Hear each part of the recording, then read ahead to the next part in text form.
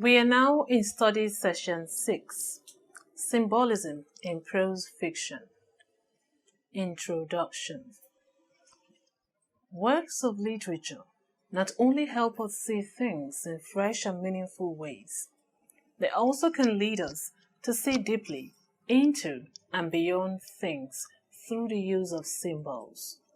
This study session will discuss the employment of symbols in prose fiction. When you have studied this session, you should be able to show how symbols could be recognized in a literary work. Highlight and discuss the types of symbol employed in prose fiction. Point out symbols in any prose text. Critique the employment of symbols in any given prose. And write a prose fictional text involving symbols. Recognizing symbols. Even though almost anything can take on symbolic significance, not every object, character, or act in a literary work should be labeled a symbol. Symbols draw their power from standing out, and they don't stand out if we call everything a symbol. A prudent way to proceed is to assume that objects, characters, and actions are just themselves and are not meant to be taken as symbols unless a further sense of meaning forces itself on us. If you miss something others regard as a symbol, do not worry. Symbols add to a work's meaning, but a work usually does not depend on you recognizing them. How then do you recognize a symbol? The key signal is prominence. Objects that are mentioned repeatedly, described in detail, or appear in noticeable or strategic positions may point toward a meaning beyond themselves. The red convertible in Louis Erdrich's story certainly meets all these criteria. Signals, however, are not always structural. Another signal can be a sense of weightiness or significance. Sometimes you may notice that an image, character, or action differs from others, that it is beginning to embody an idea related to an area of major concern in the work. In such a case, it might be a symbol. You need to be careful, however, not to undermine the use of concrete details by dismissing their crucial part in the work because you see them as symbols. The literal role always comes first. A symbol is first an image, and its representation of an actual thing plays a key role in a work, even if it also becomes a symbol. The quilts in everyday use come to symbolize the Johnson family's culture and heritage, but first and foremost, they are actual quilts. At the end of the story, the narrator gives Maggie coverings she can put on a bed, not some abstract heritage. To separate the symbolic meaning from the literal diminishes the richness of both. The warmth of the Johnson's heritage comes alive in the warmth provided by the quilts. But be careful also not to turn an abstraction into a symbol. A rose can be a symbol of love, but love can never be a symbol of something else. And be sure also that the symbolic meaning seems plausible. Symbols appear in several overlapping varieties. Think of some things you keep, such as a toy, a heart, a photo, or a souvenir that for you carry personal meanings, although for others suggest nothing more than what they are.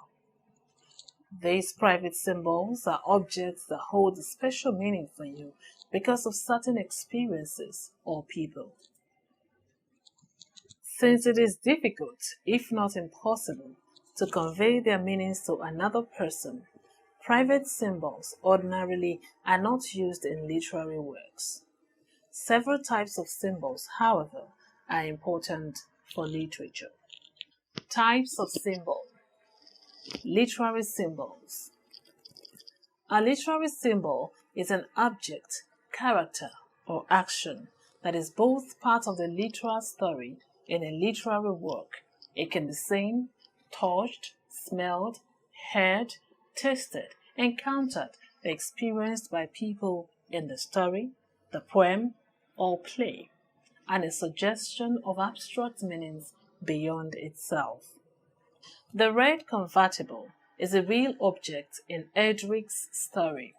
Lehman and Henry buy a real car, fix it up, and drive around in it. Beyond being an object the brothers own, however, the car also represents their friendship and the bond they share. It suggests carefreeness, spontaneity, and freedom. Perhaps it even reflects Henry's life and soul.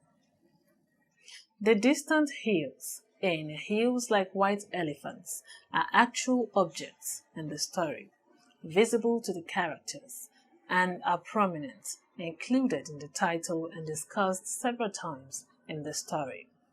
They seem to convey a sense of longing for that which is distant and unattainable. All the things you've waited so long for, as Jip puts it. Note that meanings in the first sentence of the previous paragraph are plural. Symbols usually convey a cluster of possible meanings. They are rich, suggestive, and evocative. Knowledgeable readers do not reduce them to a single definite meaning. Verbs symbolize because it conveys better the sense of a symbol's openness, inclusivity, and plurality. Let us now talk about conventional and traditional symbols as a type of symbol. Symbols often derive their meanings from the context of the literary work itself. Red convertibles have a certain cultural status in society. They are sexy, but they do not carry the particular symbolic meanings that are relied on in Edric's story. The car in the red convertible develops its meanings from its specific associations with Lehman and Henry and their situation. It is a story-specific symbol, one that receives its significance from the work and may not have the same significance outside of that work. If you see a red convertible on the street, it may remind you of this story and its symbolic significance in the story, but it will not suggest the same significance for someone who has not read the story. In contrast are conventional and traditional symbols. These do have significance outside literary works and can carry that significance into a work. Conventional symbols are objects like a national flag, a dove, a Star of David. They are objects that can be seen and touched, but they also have associations and meanings particular groups have consciously agreed to assign them. Traditional symbols, however, are objects that are over years or even centuries have had certain meanings become attached to them in a culture or in many cultures. The rose, to use that example again, an object that is beautiful and fragile, has by tradition in many cultures become a symbol of love, but the cultures did not deliberately decide to attach that significance to the rose. Conventional and traditional symbols bring into a literary work the clusters of meaning they already possess outside the work. For us to respond to them according to usual expectations depends on our having the shared background and experiences they depend on. White elephants have taken on traditional symbolic significance in the Eastern cultures and, to some extent, Western societies. Some of that traditional symbolic significance is carried into Hills Like White Elephants through the repeated references to and resulting prominence of white elephants in the story. The story implies that Jig, unlike the man, has seen white elephants. They look like white elephants, she said. I've never seen one. The man drank his beer. No, you wouldn't have. If she has, she probably knows that they are both rare and venerated, and a burdensome or useless possession. Their conversation goes from all the things you've waited so long for to white elephants to the operation, the simple operation that is not really an operation at all. It's left to the reader to decide what the operation is. It might well be an abortion. In that case, her use of white elephants suggests a contrast between pregnancy and new life as a highly valued treasure on the one hand, and as a burden or an object without value on the other. Another type of symbol is archetypal symbols. A special type of traditional symbol is an archetypal symbol. Archetypes are original models or patterns from which later things are made. The first automobile that was constructed is the archetype of all later models. Literary archetypes are symbols, character types, and plot lines that trace back to original models or patterns, especially in early myths, folk tales, fairy tales, and religious writings. They are used again and again in literature until they come to carry a wide, nearly universal significance and thus most readers at a very deep emotional level. Here is a list of some archetypal symbols.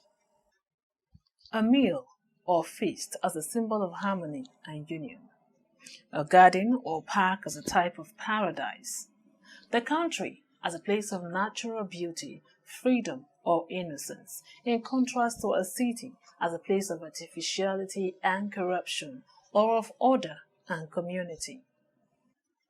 A forest as natural beauty, or as a scary place where one can be lost. A spring or fountain as a symbol of purity and fertility. The sea as a source of life or as a symbol of danger leading to death.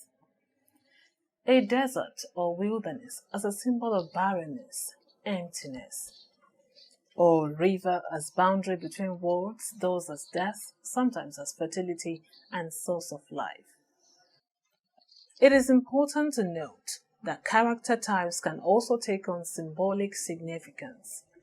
Among archetypal characters used through the centuries are the heroes, the villain, the witch, the wanderer, the benevolent ruler, the tyrant, the trickster, the siren, the angel, the keeper of wisdom. Narrative motifs can carry archetypal significance. Examples used throughout literature and now rich with symbolic implications include creation stories, salvation stories, and tales of temptation. Among the most frequently used symbolic motifs, especially in longer stories and poems, is the archetype of the journey, which throughout the centuries has suggested growth or achievement or maturing, especially through experience and education. Because in that sense, all of us are on a journey, stories, poems, and plays involving journeys are often especially meaningful and include some of the world's best-known literary works.